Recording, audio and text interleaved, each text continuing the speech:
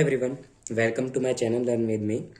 आज की इस वीडियो में हम डिस्कस करेंगे mathematical induction BCA first semester की मैथमेटिक्स का। तो हम स्टार्ट करते हैं मैथमेटिकल इंडक्शन से। ये क्या होता है?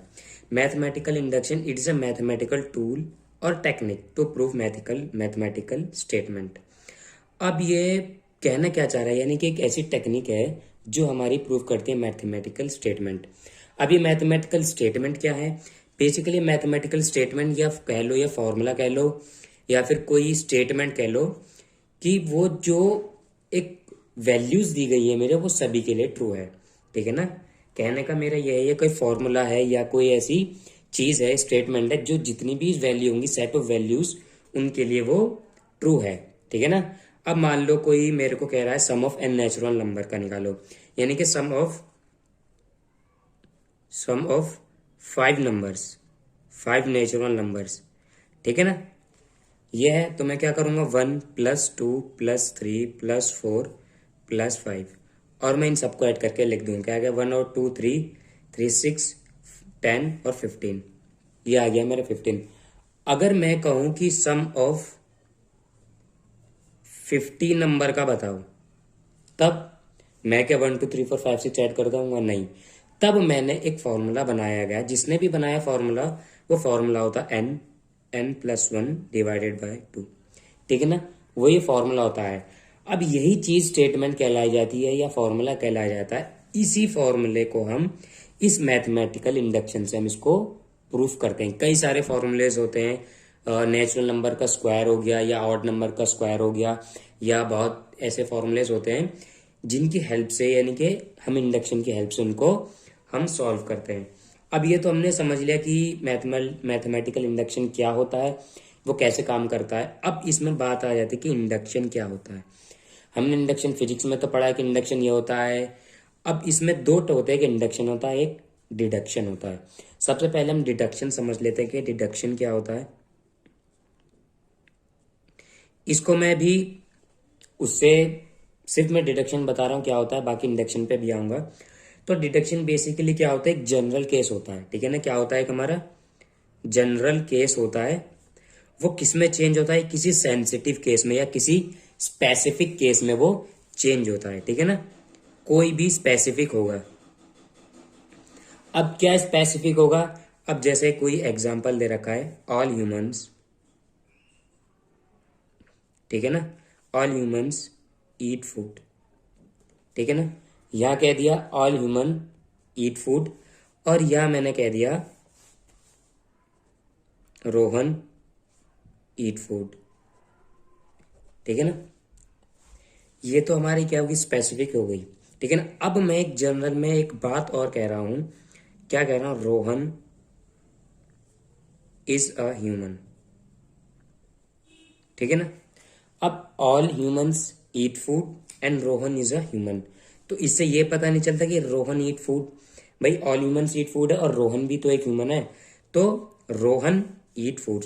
तो इससे हमने क्या स्पेसिफिक चीज निकाली? Rohan Yeats food. समझ आ गया? तो ये होती है हमारी इंडक्शन, ओ सॉरी डिडक्शन। अब इंडक्शन इससे हमारे अपोजिट होती है। क्या होती है इंडक्शन हमारी?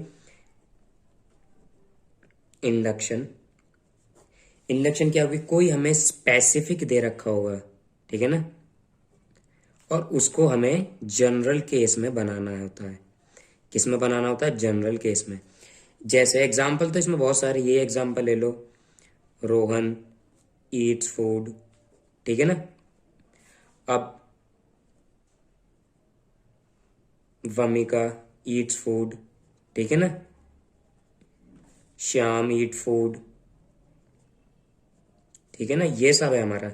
ये तो हो गया स्पेसिफिक। और जनरल में मैं कह दूंगा ये सब क्या ह्यूमन ही तो है। तो इससे क्या निकल गया? ये निकल गया कि ऑल ह्यूमंस ईट फूड। कोई ऐसा ह्यूमन है जो खाना नहीं खाता? भाई कुछ तो खाता है, वो कुछ भी खाता है, नॉन वेज खा रहा है या वेज खा रहा है। बात यहाँ से खाने से हो रही है। तो स्पेसिफिक तो क्या होगी? किसी के स्पेसिफिक के बारे में बात हो रही है, रोहन के बारे में बात हो रही है, यहाँ वमिका के बारे में बात हो रही है, यहाँ शाम के बारे में बात हो रही है। लेकिन है तो ये सारे ह्यूमन ही। और plus Rohan is a human, ये भी है। ठीक है ना? प्लस ये भी ह्यूमन है, ये भी ह्यूमन ह्यूमन है, तो इससे क्या निकल के एक जनरलाइज निकल गई कि ऑल ह्यूमंस ईट फूड। तो यही चीज हमें प्रूव करनी होती है। कोई स्पेसिफिक फॉर्मूला दे रखा होगा हमें, कोई स्पेसिफिक फॉर्मूले से हमें ये जनरलाइज करना है कि जितने भी इसमें वैल्यूज आएंगी वो सभी के लिए ट्रू होगा। ठीक है ना। अब मैंने नेचुरल नंबर का फॉर्मूला ये बताया है, मैंने कुछ स्पेसिफिक टर्म बताई 1 2 3 4 5 तक मैं अगर प्लस करूंगा तो 15 आ गई, तो स्पेसिफिक हो गई। लेकिन अब मुझे जर्नल में प्रूफ करना है कि जर्नल में मुझे कोई भी वैल्यूज दे दो, एन की जगह में पुट कर दो और मुझे सम ऑफ इतने नंबर्स मुझे निकल जाए। तो मुझे यही चीज मुझे प्रूफ करनी है। तो इससे प्रूफ करने से पहले हम एक बात करते हैं, बात आती है हमारी डोमिनो इफेक्ट।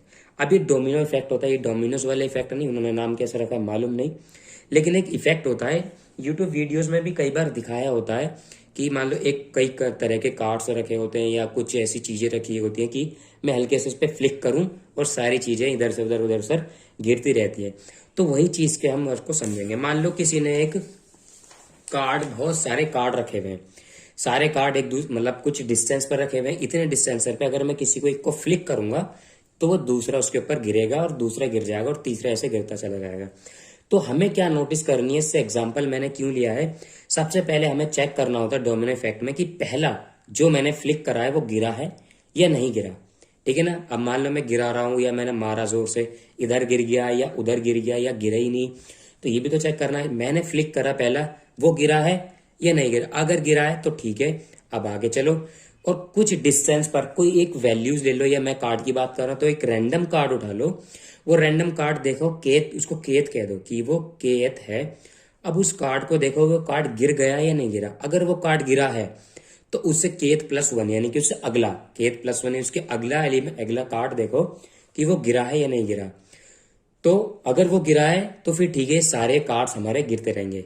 मैंने 3 चीजें चेक करी। पहली चीज क्या चेक करी कि पहला कार्ड फ्लिक करने पर गिरा है या नहीं गिरा। अगर गिरा है तो उसी लाइन में कोई भी एक रैंडम कार्ड उठाओ, वो केत कार्ड है हमारा, अगर वो गिर रहा है ठीक है तो उसे जस्ट नेक्स्ट वाला केत +1 को उठाओ। अगर वो गिर रहा है तो ये समझो जितने भी इसमें कार्ड्स लगे हुए हैं वो सारे के सारे गिर रहे हैं। तो हमें ये पता चला मैंने जैसे फ्लिक करा वो सारे कार्ड गिरेंगे। तो इसी चीज को हमें इंप्लीमेंट करना है क्वेश्चन में। ठीक है ना। तो सबसे पहले समझते हैं कि हमारा पीएमआई कहता क्या है, प्रिंसिपल ऑफ मैथमेटिकल इंडक्शन। सबसे पहले क्या कहता है हमारा, फॉर अ स्टेटमेंट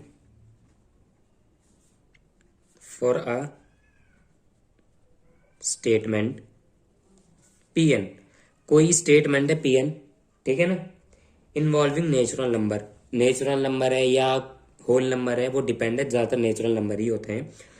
तो सबसे पहले सच दैट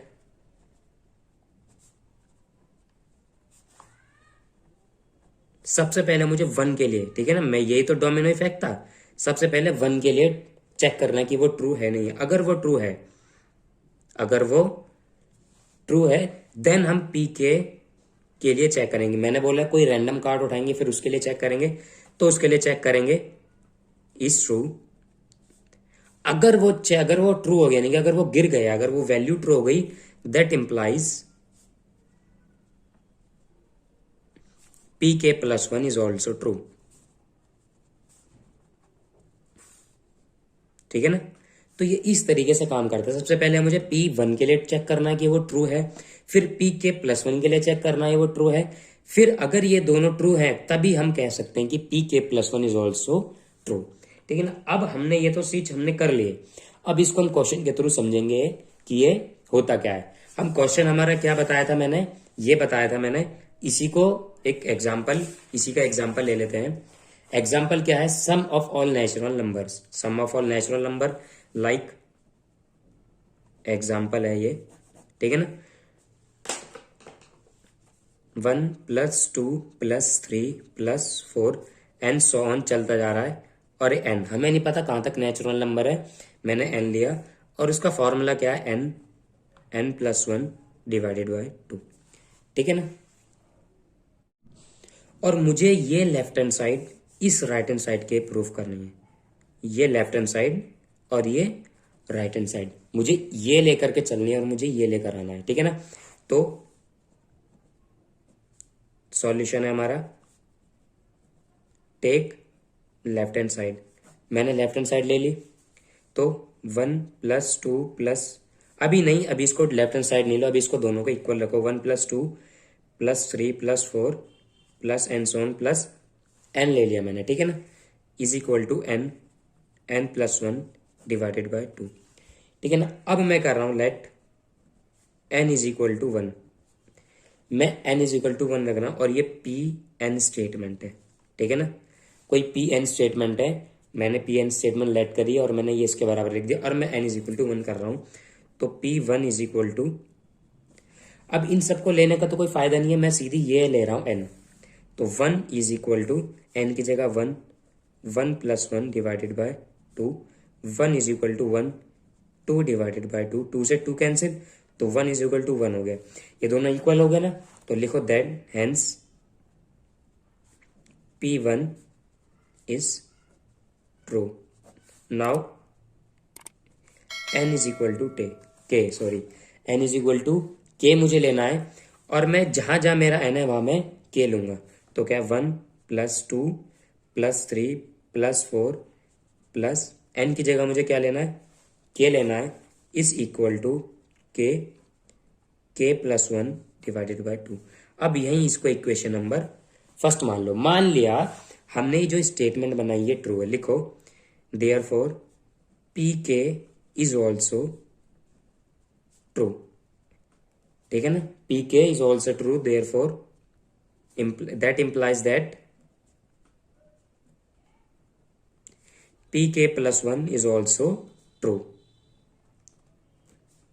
अब चेक करेंगे हम, चेक कैसे करेंगे, अब n की जगह मुझे क्या लिखना है, k+1, ठीक है ना, put n is equal to k+1, तो यही 1+2 +3 +4 प्लस, मुझे k+1 लेना है ना, यानी कि मुझे पिछले वाले एलिमेंट से एक ज्यादा आगे पर लेना है, तो ये मेरा लास्ट एलिमेंट है लेकिन मुझे इससे आगे लेना है, तो k+1 इज इक्वल टू, यहाँ k की जगह क्या आ जाएगा, k+1, यहाँ k+1 है तो यहाँ k+2 हो जाएगा, ठीक है ना, और यहाँ डिवाइडेड बाय 2 हो जाएगा। अब मुझे प्रूफ करना है left hand side is equal to right hand side, तो अब यहां लिखो टेकिंग लेफ्ट हैंड साइड, ठीक है ना। लेफ्ट हैंड साइड क्या है मेरा, 1+2 +3 +4 dash dash plus k+1 is equal to this, तो ये तो मैं लूंगा नहीं, मैं तो सीधा यही लूंगा ना सीधा, तो 1+2 +3 +4 plus dash dash dash plus k+1। अब यहां से हमारा क्वेश्चन स्टार्ट हो जाता है, मतलब करने प्रूफ करने का।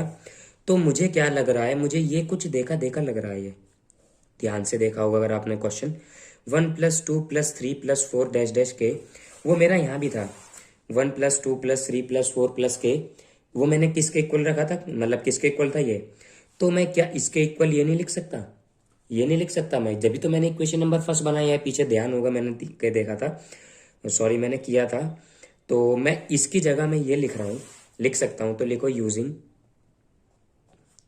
इक्वेशन फर्स्ट, इक्वेशन फर्स्ट का यूजिंग करूंगा तो हम इसकी जगह में क्या करूंगा, k+1 divided by 2 plus k+1, इतना कर लिया। अब यहीं से है हमारा, अब यहां से हमें दिमाग लगाना है, यहाँ क्या k+1, यहाँ भी k+1 है, तो इन दोनों में क्या कॉमन आ रहा है, k+1 कॉमन आ रहा है, यहाँ क्या बचा, सिर्फ k बचा, और यहाँ क्या बचा, 1 बचा, इसके नीचे 2 बचा।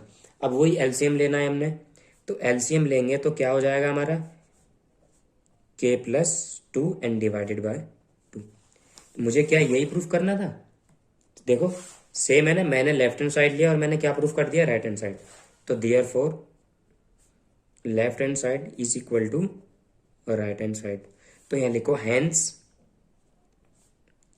वही स्टेटमेंट लिखनी है, hence pk+1 is also true for all natural numbers, for all natural numbers. बस यहीं पे हमारा क्वेश्चन खत्म हो जाता है।